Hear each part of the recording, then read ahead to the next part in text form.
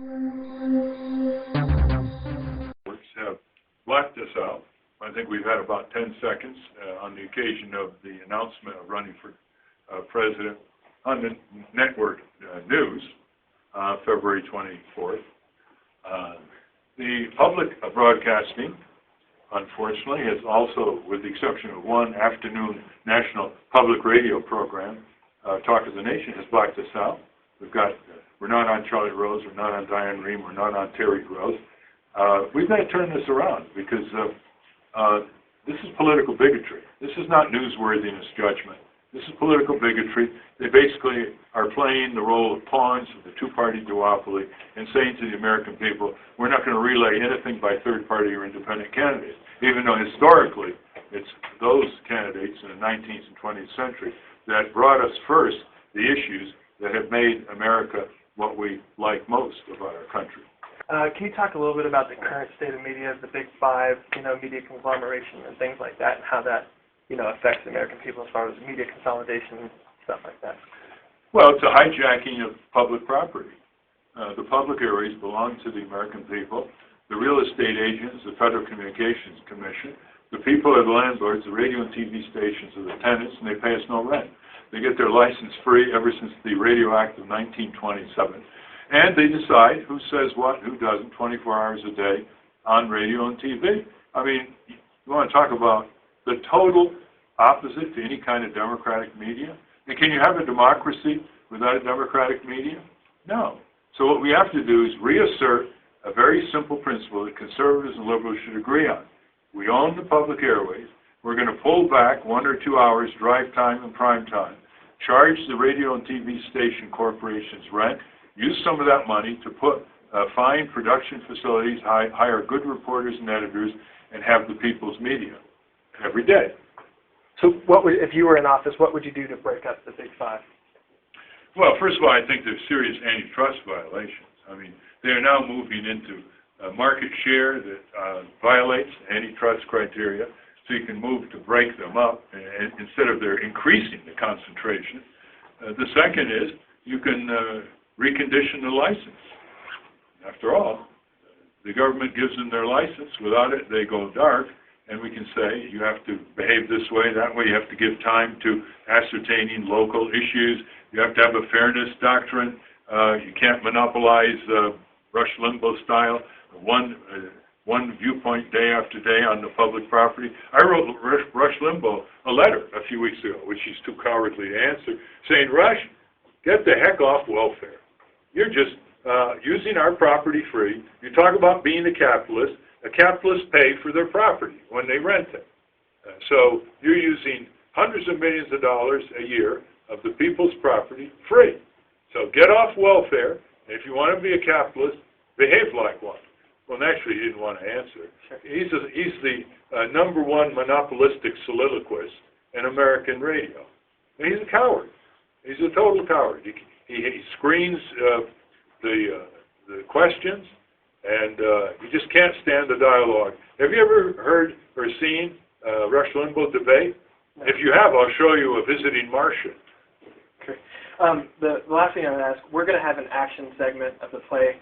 I think a lot of people feel helpless and like, yeah, media, it's a problem, but we don't know what we can do. And so at the play that we're going to have 20 performances, we're going to have a direct appeal at the end on what people can actually do to empower themselves to take over the media. And if you wouldn't mind, into the camera, this would be Ace Night at the play and tell them what they could do right in here.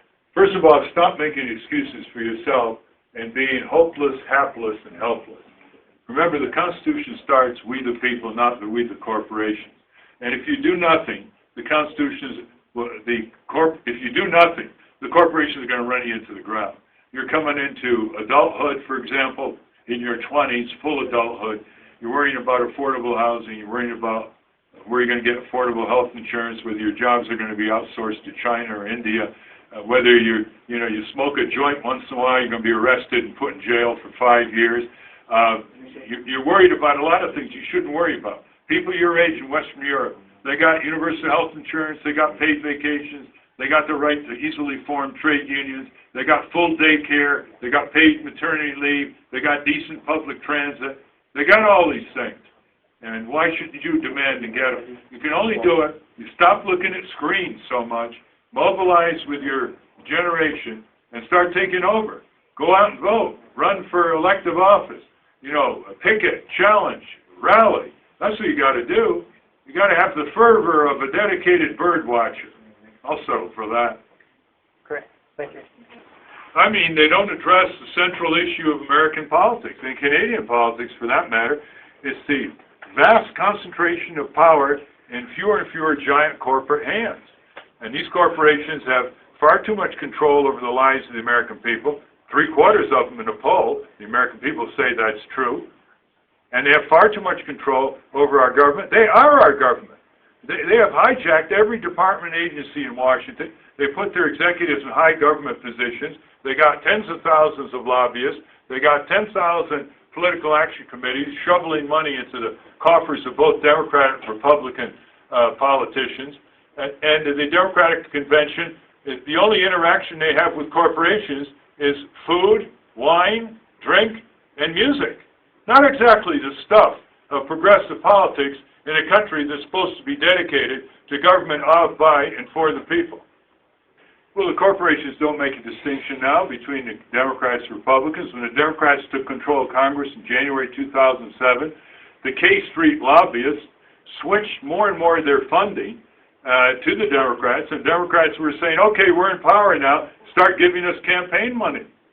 So, you know, it's equal opportunity corruption. Now, George Will had the right meaning, but he has the wrong word. We shouldn't use the word elite. We should use the word corporate power. That's what is transcending politics between the two parties. And when it comes to corporate power, Paul, let me tell you, the only difference between the Republican and Democratic Party is the velocity with which their knees hit the floor when corporations come pounding on their door. It is true the Democrats are better on Social Security, gay, lesbian rights, other civil rights, but not as much as they used to years ago, number one. Number two, what befits these differences if the similarities in succumbing to corporate power, taking over our elections, taking over our media, taking over our government, globalizing our country, shipping industries and jobs to fascist and communist dictators abroad, what difference does it make if the similarities in selling out America to fewer and fewer giant corporations who have no allegiance to this country other than to control it or abandon it to China and elsewhere? What difference really does it matter that the Democrats and Republicans have different rhetoric and different slogans? Thank you, Mr. Nader. I think we have to wrap it up. It's not a bind when they have Nader Gonzalez on the ticket, a tried and tested progressive duo that will stand for the people from corporations and demand the government and corporations be our servants, not our masters. Thanks, Mr. Nader. It is a more dangerous group, but the people around Obama, whether supporting Israeli militarism or keeping 50,000 soldiers and military bases in Iraq, or doubling number of soldiers in a terrible quagmire in Pakistan, Afghanistan, is still dangerous. They both flunk. We should settle for something better in America. We should learn how to wage peace. We should put forth a humanitarian superpower, which is pragmatically the best way to obtain peace and reduce mindless or state-sponsored terrorism. Okay, we have to go, Paul. I'm being pulled apart here for other media. Okay, I'm Citizen Kate with CitizenKate.tv, and I'm the outsider's view of inside politics. I've been on the campaign trail, the presidential campaign trail, for over a year, and I'm trying to understand what it takes to be a great leader in this country. What do you think it takes to be a great leader? Political fortitude with knowledge. And the thing that has amazed me in my discovery on the campaign trail is just the amount of money that's spent on becoming president. How much money do you think you need to become president of America? Well, we need a lot of voters to volunteer, and the more people who volunteer, and the Nader Gonzalez campaign, we're going to be on most of the state's ballots, the less money you need. So maybe we don't need so much money then, because I know I don't have a lot of money to do what I'm doing. Well, I mean, we need to get on the president's debates. That's supposed to be free, but the two parties control who gets on the stage, and unfortunately the networks play their game. what I find interesting too, I went to the Libertarian National Convention and then the Green Party National Convention, and now I'm here at the Democratic National Convention. And the Green Party was like, you know, a cash bar, and here there's just so many parties, I can't even go to all of them. You mean you don't drink that much? Well, I do drink some, but I can't go to all the parties here. It's just crazy. Why do you think that is? Because the Democratic Party is for sale. And just like the Republican Party will be for sale next week in St. Paul. And what are they selling? They're selling the U.S. government for the best bargain imaginable. For $2 to $3 billion, these corporations buy the U.S. government. That's worse than a fire sale. That's terrible. I mean, I like to shop at sales, but I don't think that that's right. Well, you're right, and that's why Citizen Kate is different from Citizen Kane. Thank you. You're welcome. My message is peace and hugs. Do you think we can change the world with peace and hugs? We can change the world with peace, hugs, and justice. I love that.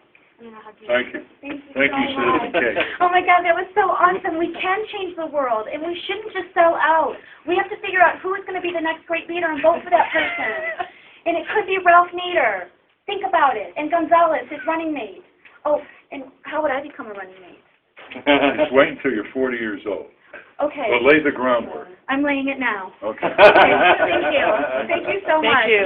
Thank you all. Well, keep watching. And this is great because we are alternative media. We often get kicked out by the big media. Well, alternative candidate goes for the alternative media. I love that. So thank you so much for Thank your you. time. I really appreciate it.